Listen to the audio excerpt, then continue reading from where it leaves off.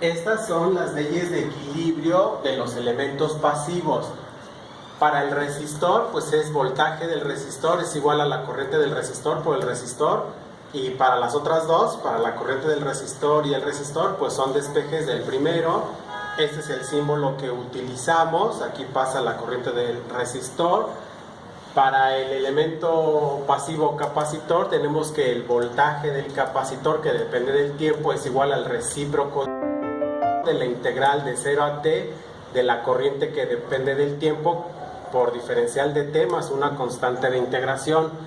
La impedancia del capacitor pues es igual al voltaje del capacitor que depende del tiempo sobre la corriente del capacitor que depende del tiempo, y el símbolo que utilizamos para los circuitos eléctricos siempre es un capacitor fijo, porque ya habíamos dicho cuál es el símbolo de un capacitor electrolítico y variable, por supuesto. Entonces, generalmente en los libros encontramos siempre el capacitor fijo, y la corriente que pasa por el capacitor es igual a la capacitancia por la derivada del voltaje del capacitor que depende del tiempo con respecto del tiempo.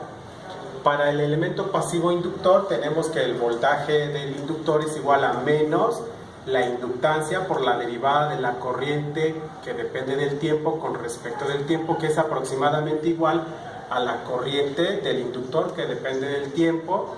Y el voltaje del inductor es igual a menos el recíproco de la inductancia de la integral de 0 a t del voltaje de la inductancia que depende del tiempo por diferencial de t más una constante de integración.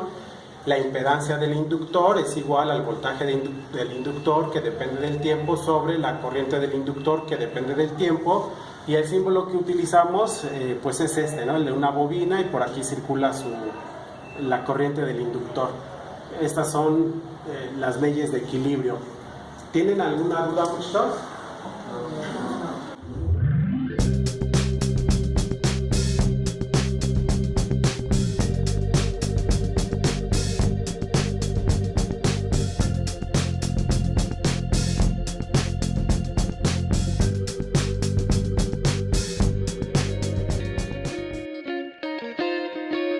Las ecuaciones descritas dan una idea clara del comportamiento que tienen los tres elementos pasivos que pueden formar parte de un circuito eléctrico. Básicamente se aplica la ley de Ohm, puesto que se relacionan las variables de corriente en el elemento, resistencia o impedancia propia del elemento y la variable de voltaje, que es la causante de la existencia de una corriente eléctrica en el elemento.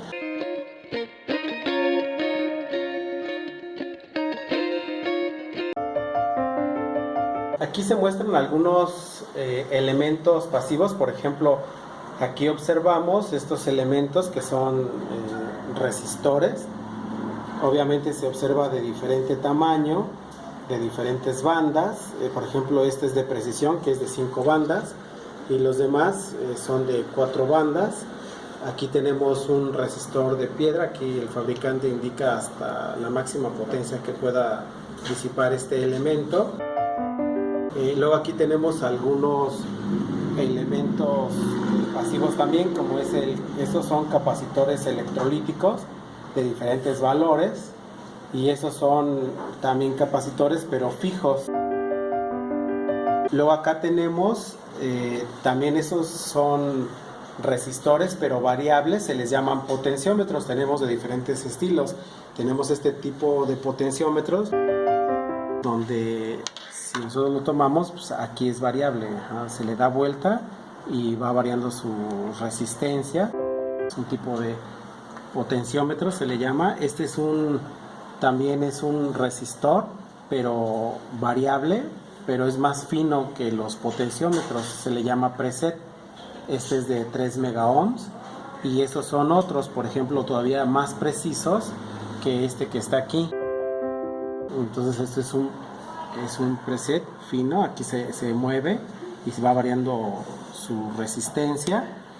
Y aquí tenemos otros elementos que son los inductores. Entonces ya viene encapsulado, y ya nada más se mete aquí un desarmador y se le da vuelta. Este mismo ya le quitamos la carcasa, y aquí podemos ver el elemento inductivo. O sea, aquí está el inductor, aquí está la bobina que tiene N espiras. Este es un elemento inductor, ¿no? Se pone.